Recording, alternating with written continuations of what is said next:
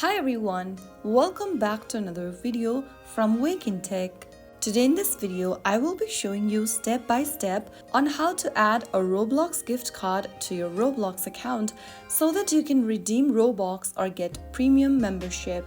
First of all, in order to do that, go ahead and open up a web browser on your device. In the URL box or the search box, type in roblox.com/redeem and search. Make sure that you're logged into your Roblox account by entering your credential.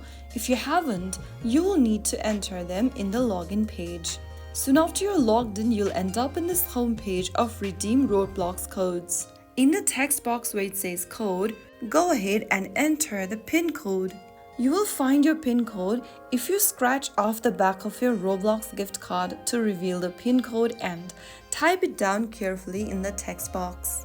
Once you are done typing it down, click on Redeem at the button, and once successful, you will see a confirmation message and the Robux will be added to your balance, or if it's membership card, it will be activated on your account. And that's it. That's how you can easily add and redeem your Roblox gift card in just a few simple steps. If you found the video helpful, don't forget to like, share and subscribe to the channel. I will be back again in the next video. Thank you for watching.